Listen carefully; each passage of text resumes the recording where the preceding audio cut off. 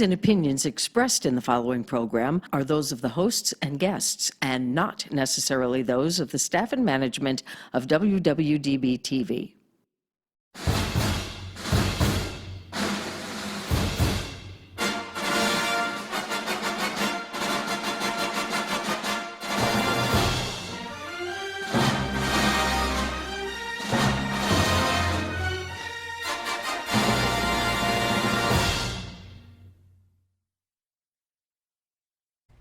Hey everybody, thanks for coming back to Doing It with Stiles. And today I've got a really, really special guest. His name is Bill DeLoach.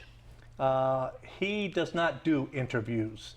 I've been trying to get him on this show for almost 4 years now, and apparently the money's ran out, and now it's you're willing to come on my show, right? Exactly, that's it. Well, Bill, thanks for coming on. I appreciate it. Oh, you have no idea how much. Well, good to see you again. I know. It's always good to see me. Yeah, thanks.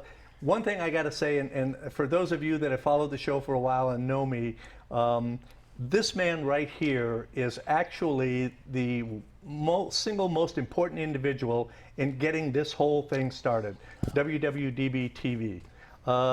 It was him who 4 or 5 years ago now suggested that I was just kind of playing around with videos and things like that, and he suggested that I call this person who was doing a talk show and wanted to videotape it and put it up on YouTube. So that's how all this crap started, so it's all his fault. Yeah. That was me that did that? That was you. Oh, okay. Yeah. Okay. So, well, not to sound too modest, but I think you would have achieved all this on your own. I don't know. I mean, you just never know, Bill, and you just don't know what's going to happen. Yeah. So the real reason that you're here is that you have a new group called CSN Express. Right. And you're going to be, you got a show coming up on May 11th at the Sun Coast. Not any of the other Gold Coast or whatever that other one out. This is the Sun Coast over on Rampart, right across from Tivoli Village. Right. Over there. Awesome place. The showroom's pretty cool. Very nice. And the ticket prices are absolutely reasonable. And I've seen your show. I saw the one at the Cannery that you did last year. That was phenomenal. Oh, you got thanks. a great group. How'd you get started in all this? What got you into music? Because you're a singer, you're a songwriter, you're a musician. Where did that all begin? I don't know if there's any one point where I made a decision. My mom tells the story very well. Maybe I should have her on. Yeah, well, that'd be a hard trick. Yeah, I know. Yeah. But she said I basically always had an ear for music. So when I was little, I'm very little, I was a baby, in the baby jail, what are they called? Crib? No. The cribs? No, yeah. Playpen. The playpens, okay. Yeah. So baby jail, I love that. Yeah. So I'd always watch TV. She put me where I could watch the TV when I was just a little baby. And I was fascinated with all the commercials. So there used to be a Lucky Strike cigarettes commercial. I remember it too well. Yeah. And I couldn't even talk. She said I sang before I talked. Wow. Which is really weird. So there was a part in the commercial where the guy on the banjo would go, "Lucky stays better," and I'd come in with this little do-da, because that's what I saw the guy do. So I don't know about you, but if my kid did that, I'd say that's pretty damn cute. Yeah, yeah, no. You're absolutely right there, and that's. It's amazing how people from our generation is how affected we were by television in the early years. I mean, that was our window to the world at that time. Oh, absolutely. I mean, I'm sure if you sat down within about 5 minutes, you could remember 100 commercial jingles. Oh, from when you were a kid. Yeah, go with Lang Lang Langendorf bread. Yeah, I love jingles, and my mom said, well, this kid has an ear for music, so she bought me one of these little baby pianos when I think it maybe had 12 keys on it. Oh, wow. And I'd start playing, and I'd play it all day. And I'd come up with, make up songs. Couldn't call them writing songs. Right. But I was making up little tunes, and she, as I got older, she realized, my brother sang too. He was 3 years older than me. So we would, we pretended at one point when we got a little older, we pretended that we were the Everly Brothers. Wow. And my mom started buying us some instruments here and there. She saw that we got serious about it. So she would be very supportive. She'd go out and encourage us playing music. Unfortunately, though, she also said those 7 magic words. And they haunt me to this day, all my life. Even though she knew we loved music and we were good at it, she always threw in that little extra 7 words of always have something to fall back on. Right. Yeah. So. And sometimes that's a mistake. Well, I'm not sure. You know, I'm just saying sometimes it is. Yeah. You know? I took it very, very weird because it's like, fall back on what? A sword? Yeah. I know. So the way I heard it was, find something you love, embrace it, give it everything you got, put your heart and soul into it, but just be prepared that you're not going to be able to do it. Right. So it's kind of a mixed signal. That's not how she meant it, Right, but that's how my ears heard it. Right. So that was, and I know a lot of musicians can relate to that. You know, they always thought, oh, I better, And as it happened, my brother and I put a band together, and as soon as we started to get popular, he wound up getting married, having a kid, left the band, got a date. What was the name of the band? Oh, well, he and I had about 2 or 3 different bands. Okay. When What's the first one you remember? the first one I remember, I think, was called you ready for this? Yeah, okay. The Vibrators. That was our first band. And then something like the Dinells, and then something like that. And the band the last band he and I had together was called the Brass Lamp. We were getting real. Ooh. And so he left, and I wound up becoming the lead singer. Okay. And that was about 1969 Whoa. when I became the lead singer, and we started playing around town, and things were going pretty good. So you know what else was happening in 1969? Where were you in Woodstock? Oh, that's right. I did go to Woodstock in 1969. So you were actually there? Yep. Okay. How old were you at the time? 18. Wow. No, now everyone's going to know my Yeah, age. yeah. That's all right. I did that on purpose, you know. I figured. So it was fun. We hitchhiked from Baltimore, and it was quite an experience. I'll never forget it. You know the old saying, if you remember the 60s, you weren't really there. That's one of my favorite sayings. However, I don't think there's one detail that I can remember it vividly. How could you? Yeah, something as iconic as that. Exactly. It's like I've been to the Rose Parade twice, and the first time I was in high school, and we hitchhiked from Hollywood to Pasadena. Right. And I said at that time, I will never do this again. But it's an experience that you don't want to miss. Well, and Like being down on the Strip or downtown on New Year's Eve or something, you know. Yeah, I definitely will never forget it.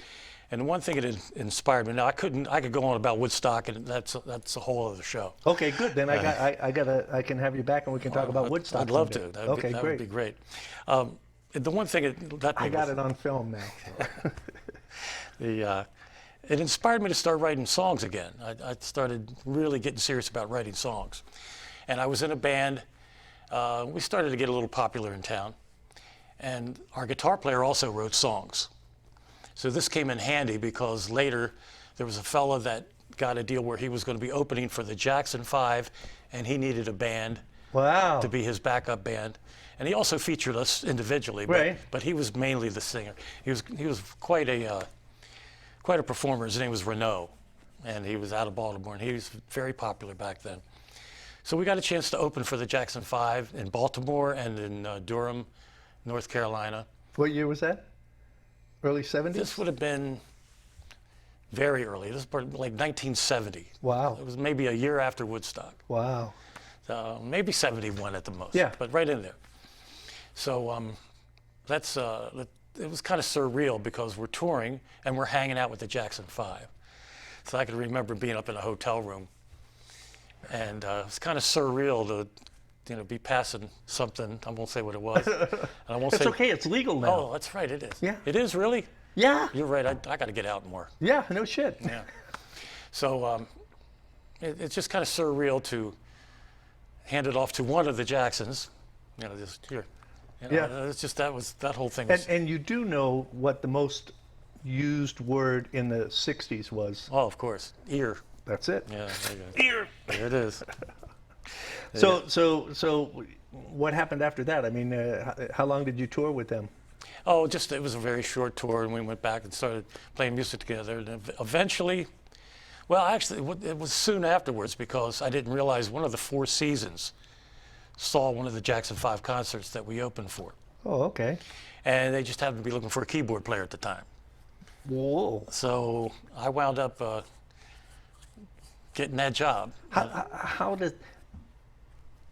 can that not blow your mind at certain times in your life when you just happen to be in a particular spot at a particular time when something happened like that? It was that, I hate to keep using the word surreal, but it was. Yeah. And so you were with them for a long time, right? No. The first time I was with them, it was a very short period of time. Oh, okay. I've been with them 4 times. Oh, I didn't know. I didn't realize that. Yeah. Okay. But the first time was, I don't know, a year maybe. So like a bad penny, you keep turning up? Yeah, something like that. They keep pulling me back, Yeah. whatever the term is. Every time you think you're out, they keep pulling you back. So it was a great experience. You know, here I am, like 21 years old or something like that, and I'm playing in Madison Square Garden. Wow. So to me, it was just a dream at the Yeah. time. Now, the little bit of a problem, I was 21, like I said. They were all in their late 30s, most of them. So even though we played well together and had a good time that way, there wasn't a lot of camaraderie going on, and So no barbecues on the weekend together and stuff? Not a real serious bonding. So eventually, it ended. Yeah. And I'm back in Baltimore at that point, and playing in lounges, but having a blast. Wait. Okay, so this just, after all of these years, that just kind of hit me. And what is her name?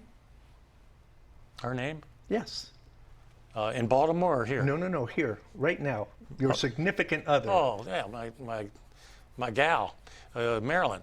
Okay, and where is Baltimore? Baltimore is in Maryland. Oh.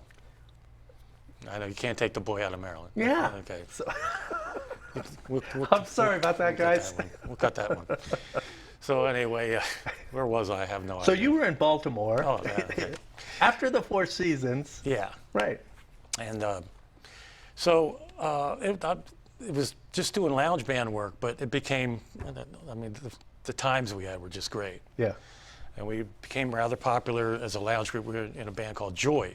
Joy? Joy. Okay. And that was kind of a phenomenon, because we would have This lines. was out of Baltimore? It was in Baltimore. Okay. And we would have lines around the shopping center to come in and see that band. Really? Yeah, it was just a great time. But eventually, with the disco, the advent of disco coming in, once again, it started to squeeze a lot of bands out. Work was Right. getting hard to get, and it just I finally had to make a move. So Is that how you ended up in Vegas? that's exactly Okay. right. So disco drove you to Vegas? Pretty much, yeah. Because the lounge scene was still really strong out here in the early 80s. Oh, yeah. And that's one of the things that I miss today, is that you used to be able to go into the lounges at the casinos, and there was some great talent there. And now, I don't know, never mind. That's a whole different story. It's kind of like what happened with the disco thing. It's happening again. Yeah. The guys that would run sound for us and really good with the technical thing and everything decided to go buy a couple turntables, and now they're making $10 million a year. So Yeah. who can blame them? Right. But it's putting a hurting on the. Well, and it's rare for shows here in Vegas, and this is one of the things that we'll get back to this about CSN Express, is that you guys are all playing your own instruments, you're all singing, there's no, electronic crap going on like a lot of the shows that you see, in Vegas, and that's one of the things that I liked about it. But anyway, getting back to so that's got you to Vegas, and when was that? 82. Okay. And played in some lounges. Like I said, it was the scene was still pretty hot back then. But once it started to get a little tougher, they started closing lounges and putting more slots Right. in. I got lucky later on, and I got to be in the show with Danny Gans. Oh, man. Yeah. So that was a great break. And I want to sidestep there for just a second, because I don't know whether it's true or not, but everyone that I've ever talked to that had interacted with Danny Gans said he was really a great guy. He absolutely was. Okay. Didn't mean to put you on the spot and say, no, I didn't say that. Yeah, right. But, I mean, everybody said that they liked working with him or around him or whatever. Extremely generous. Yeah, that was the other thing I heard, too. Yeah, So. he was. And he produced and directed himself. Yeah, it was all his stuff. I mean, he didn't, He called all the shots. And as a matter of fact, that's the other thing I wanted to say about interviews. Yes, He had to do a lot of interviews. of course. And I happened to watch this one interview that kind of gave me an interview phobia at one point. But we're buddies, so, Right. we're No, I past know. that. Yeah. But he went on The View one day. Oh, God. Now, you can keep this if you want, and Right. it's up to you. But he went on The View, and things were going really well. He's getting along with the ladies, and he's a singing impressionist, and he's, they're saying, well, can you sing like so-and-so? No. So he does as usual, and he sings a little Sinatra, and he sang to actually one of the ladies on the Right. show and put her name in the song or whatever. And he sang Dean Martin, and then he threw in a little bit of Rod Stewart and a little bit of Bruce Springsteen, I believe, that he would do in the show, which we called the Unplugged segment. And I think he wrapped it up with Tony Bennett or something Right. like that. And as he's doing Tony Bennett, he just finishes, and Joy Behar says, "You do anybody alive?" Oh, Jesus. So it kind of put a damper on the show. Well, Because you could see to the that, best of my knowledge, Tony Bennett's still alive. and Rod Stewart. Rod Stewart is still alive, And and Bruce yeah. Springsteen. Yeah, So Danny's, he's saying that. right. He said, well, Rod Stewart, and as he's saying it, you can just see, like, why do I have to say this to you? Yeah. And why did you have to say that to me? Right, And you could see it, but he's not saying it. right. And that gave me a little bit of a phobia. And I can understand that, because especially the advantage that we have here on internet TV is that we are not restricted by some of the things that local TV station, what I call terrestrial radio or TV. It's like, oh, hi, Bill. Oh, you got a show. CSN Express. Oh, great. When is it? Okay, thanks. Hey, thanks for coming on. Right. And the thing I love about what we do here is that we can get into the kind of things that we're getting into, Right. and spend the time to find out about it. Right. So you were working with Danny, and he was doing his own stuff, and And I learned a lot. Oh, I just wanted one more thing. Danny was invited to do David Letterman. Oh, okay. And I have mixed emotions about how I feel as far as I'm the guy that talked him out of doing it. Oh, wow. Yeah, he was having Impressionist Week or Impersonator Week, or Right. Dave Oh, used to do yeah, right. But he always had that little tongue-in-cheek thing. Yes. So he'd bring him on, but in his own little way, he was kind of Right. poking fun. And he asked me what I thought. I said, well, I love David Letterman. I watch him all the time. I think he's Right. one of the funniest guys in the world. But, Do you want to take that chance? you're going to lose control. Here you have control of everything, the lights, the sound, Right. everybody. You lose all that when you go on his show. And that's why you don't do interviews. That is why. Because I know that from working with you, the last few years, that you are a perfectionist. Well, And you can say that whether you want to take that good or bad, but I'll tell you, when it comes down to seeing the finished product, you appreciate that, or I do. Well, thank you. And I know that I've done a few things for you that you kind of said, in a very nice way, nah, that's not quite what I really don't want to use that. Oh, And I was never offended by that. Oh, I'm so I was glad. never hurt by that, I'm very glad. because I knew that you had a vision in mind, and I've seen that with everything that you've done. That you've got this picture in your head, and your goal is to give that picture to everyone in the audience. And I love about that's what I love about going to see you and whoever thank you. you're performing with at the time.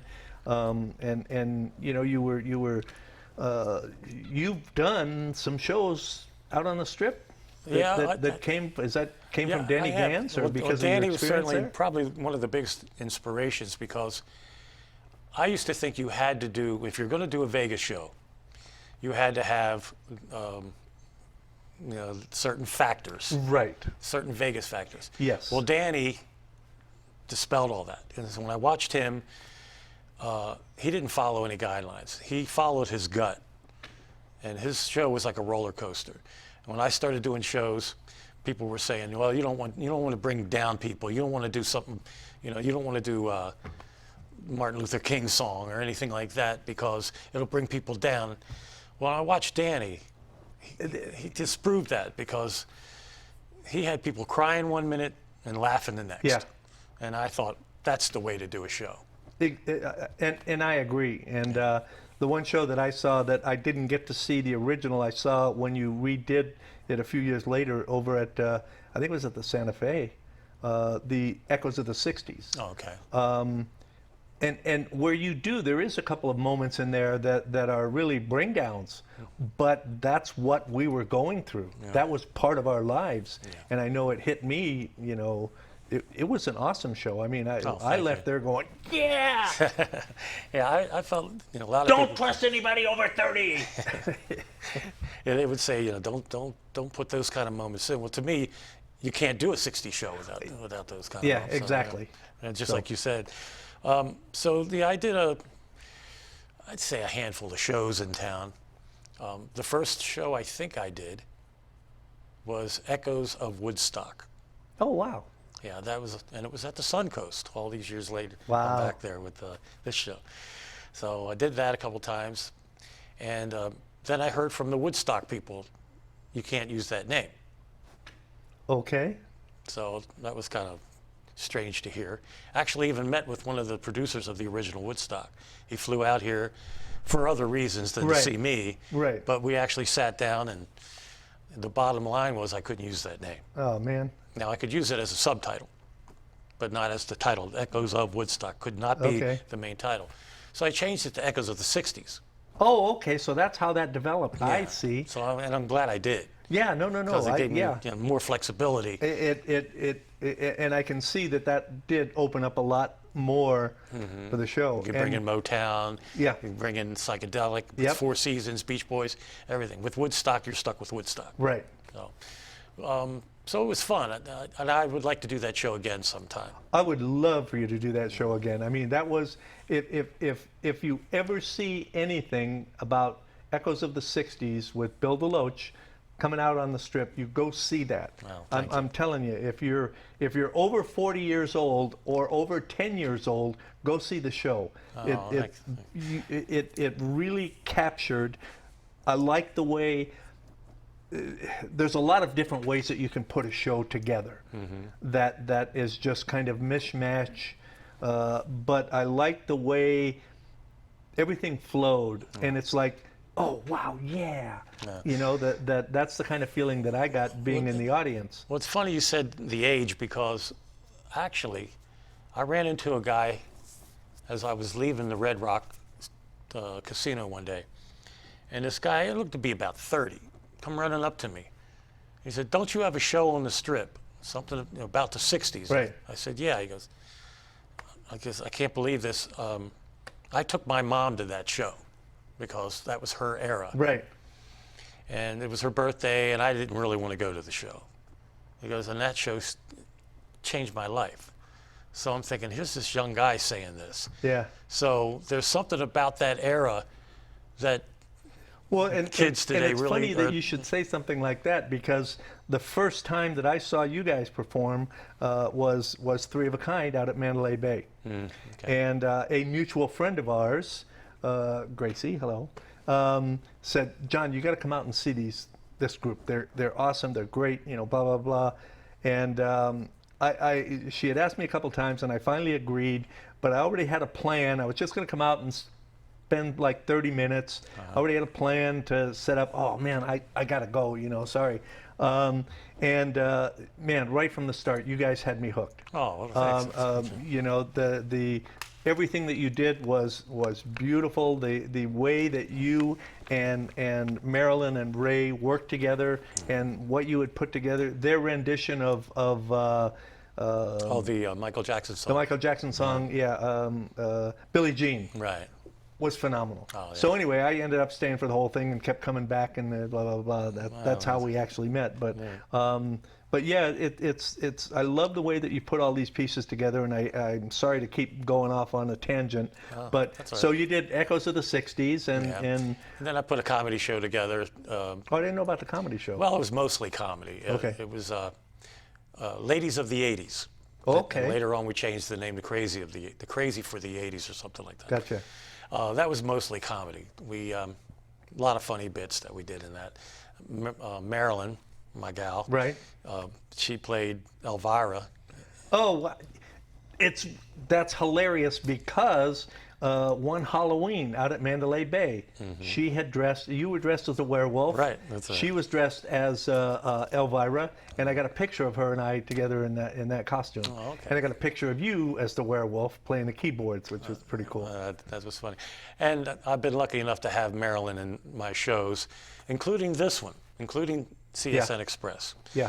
So We got a short clip of the show that you did out at Mesquite. great. Just not too long back in January, I think. okay. If you want to take a look at that, can we take a quick Yeah, look at let's- that? yeah, let's check and then- that out. Yeah, all right. Yeah, it might be fun. Okay, so we're gonna watch this clip and pay attention, huh? All right, here we go.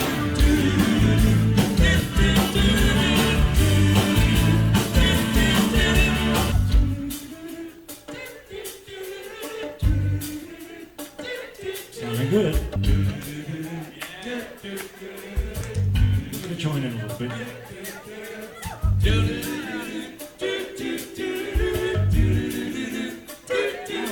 Something.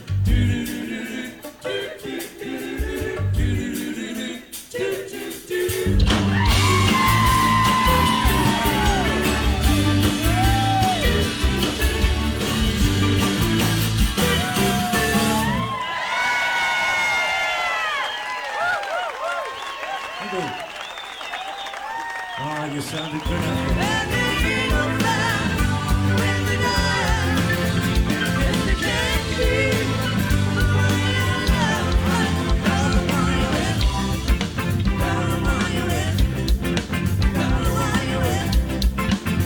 Okay, bring it on home.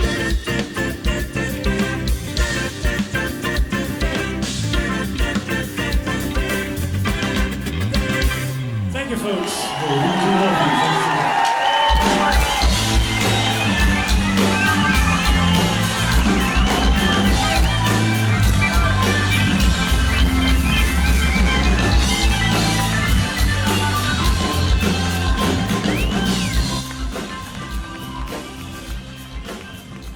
Oh, that was a fun room. Yeah. That's a fun room because and also very retro of the old style Right, Vegas. right. And the people. Well, and that's part of what they are pushing up there is the old style Vegas, and Yeah. they're, it's less than an hour. That's true. Out of town, It's so- kind of a nice little drive, actually. Yeah. Always have fun going up there, and the people are really nice up there. The sound man was the same sound man we had for Echoes of the '60s at the Planet Hollywood. Just Whoa. strange coincidence. So he knew us like a book. That's awesome. Tommy, Yeah. He knew exactly. We didn't even hardly had to do a sound check. Right. He knew how to dial us right in. So, why CSN? Why Crosby, Stills, and Nash? What was it that made you want to? Well, a couple different things, but I guess mostly because when we do the '60s show, that segment, the Crosby, Stills, and Nash segment, Right. was always got the biggest response. Okay. And it's a lot easier to sell as a road show than Echoes of the '60s because people Too kind of diverse. Yeah, people are like, well, what is that? Is that a documentary? Or, Right. What is it? Is it Motown? Is it Right. this? With CSN, a tribute to Crosby, Stills, and Nash, Right. there's no guesswork. And they still have a huge fan base. So what about Crosby, Stills, Nash and Young? Oh, we get Mr. Young in there Okay. for sure. Yeah, we talk quite a bit about him, and we bring a fella out that does a nice tribute to Neil Young, Okay. and he's in there for sure. And also, Marilyn comes out and does a tribute to Joni Mitchell. Which is awesome. Oh, thanks. Yeah. Just awesome. You already knew that, so I didn't have to tell you that. But she's just. But she is, and it's just, she has such a great stage presence. She's a great entertainer. She always looks like, every time I've seen her performing, she always looks like she is really enjoying what she's doing. Well, it's like, yeah. If we're having a show that's not completely what I may want to call, A+, or let's just say it's up to your standards. Something might be shaky. It can always depend on her to bring it back to the quality that we want. Yeah, and you're right. She has a beautiful voice and a great range. I mean, I've seen her do a number of different numbers of different female artists, and it's just, I'm always amazed that, And probably the most modest singer I've ever met. Very humble. Yeah, very humble. So luckily she's in the show. The guy who covers the material of Stephen Stills, right? His name is Keith Neal. He's a local guy, very well liked, and he and I have been talking about doing something regarding the '60s for years. So it's really good to be working with him. Cool. Because he shares your vision. Exactly. Yeah. And so he's one of our newest members is a fellow named Billy Fisher. He grew up singing Crosby, Stills and Nash songs with his brothers. Wow. So, and he's got a great voice. Yeah. I'm really looking forward to doing this show with him. The other guys I've known for years, the guy that does Neil Young, Jamie Townsend, also is an excellent keyboard player and gets a lot of work as a musical director in town. Gotcha, so yeah. Very lucky to have him. Why is it the keyboard players always end up being the musical director? I don't know. I mean, it's a large, Rod Stewart, his keyboard player is his musical director. I know there's a reason, but it's not always that way. Right, I know, but I mean, it just seems like. Most of the time, because I guess they just have the board right in front of you, and the way they can, I don't even know what to say. But we'll get into that some other time, I guess. Okay, yeah. But Jamie, I was talking about different Sorry. people in the group. That's all right. Steve Grantham, who is our drummer, I've known him for a long time. He and I have worked in different bands together. He's also a really good singer, which we're going to start featuring eventually with him singing. Our bass player is a fellow named Rick Champion. He's a British guy. He's a lot of fun to work with. And they're all really nice, just really nice people, like I say, in Maryland. And so I believe that's everybody at this point. And sometimes we get a chance to add another keyboard player. Right. And his name's Pete Sprague, and he's also one of our favorite people and favorite keyboard players. And he's a guy that plays a lot in town here. So sometimes we get a chance to work with him too. But that's pretty much the personnel. And I should mention that Jay Anthony really has a lot of confidence in this thing. He's our agent. Yeah. And he's been doing well for us. And he's really trying to get us out there and make this thing grow some strong legs. Well, what was cool was last year, I'm coming off the freeway, and this was over on Craig and the 95. Mm-hmm. And I knew that you guys were going to be at the cannery and stuff, and it was just like I whip off the freeway, and it's like, oh man, there's a huge billboard, CSN Express at the cannery, blah, blah. I think I sent you a picture at the time. Yeah. But it's cool to see that stuff, and it's wonderful to see. I know how much you love doing what you do. Well, and it's nice to see that that you're able to do it. So I'm going to ask you three really tough questions right now. Okay. Number one, what do you love most about doing what you're doing? Whether it's just being the musician, putting the shows together, or whatever. What is it that you love the most? It really comes down. I could say it's for the artistic value. I could say it's for the money. I could say a lot of different things, but it's really the reward of actually being able to make people laugh and clap, have a great time. It always boils down to that. Yeah. So if they're not having a good time, it's done. So yeah, that's got to be a kick in the butt, man. Yeah. So I would have to say that's the main motivation. One of the show that I saw up at the cannery, and I don't know if I sent you this little clip or not, but there was a woman who had to be at least late 60s, early 70s. Mm-hmm. Had a ponytail, long gray hair, you know, you can tell she was a hippie back in the day. Yeah. And I caught her off to the side, and she is just dancing her ass off Yeah. to you guys. And it was just such a great shot, you know. If I haven't sent you that clip, I will. You know that was Grace Slick, right? Yeah. No. She, No, it's not. No. yeah. If it would, I would have been up there on her right away. Okay. Okay, so question number 2.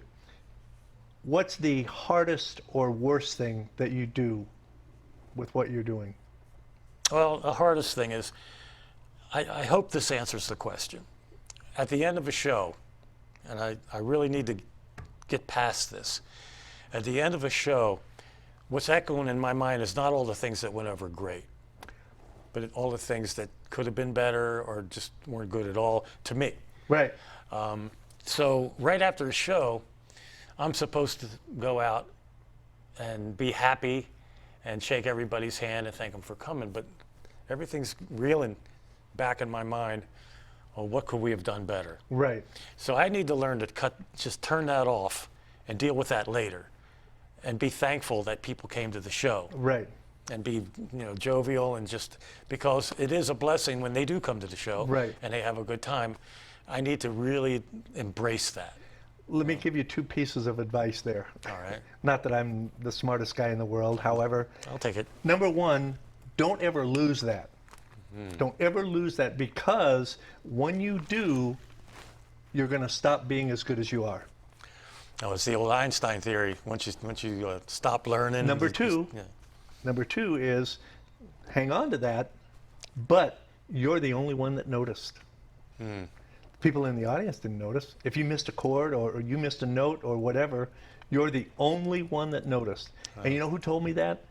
A DJ from over at his name is Rick Gould. He had a show on 97.1 on Sunday mornings called Sunday Side Up with Smooth Jazz, and he had me in the studio a couple times. I got on the air, and he goes, "John, if you ever make a mistake, just keep on going. Nobody's heard it. If you make a big deal out of it, then it's going to be a big deal. But just keep going right over it. So don't ever stop getting that going in your head and realizing all the things you did wrong. But man, we don't notice. Well, good then. Unless it's really screwed up, you know.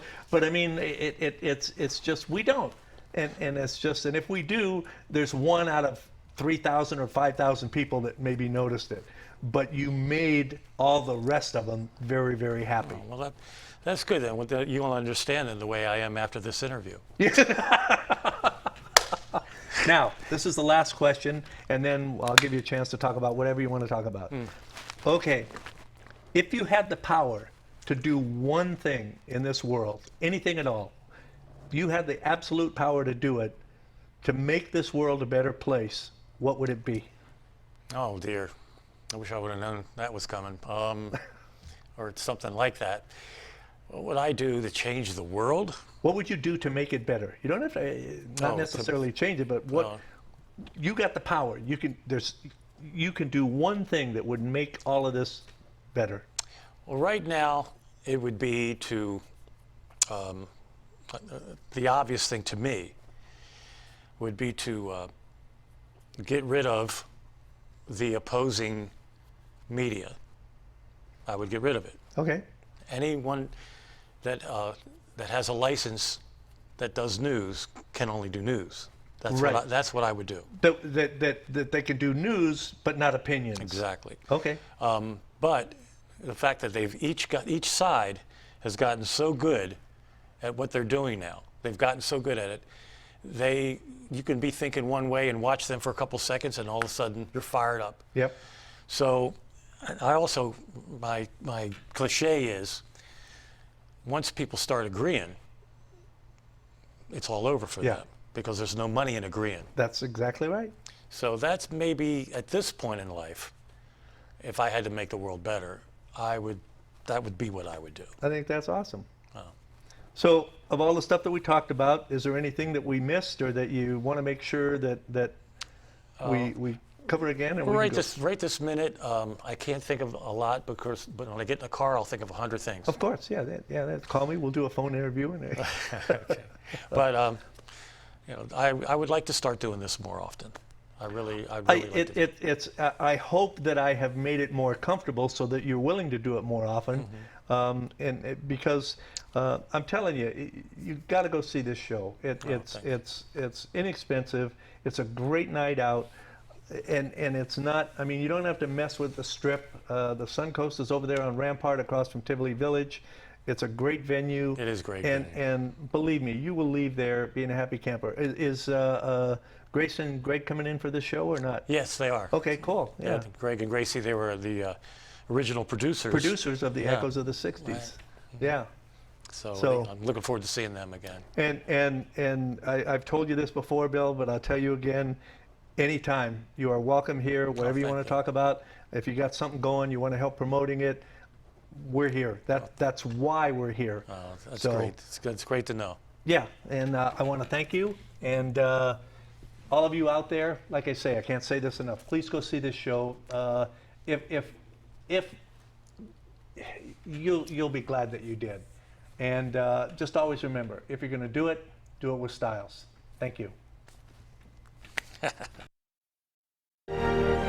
Nice work, John.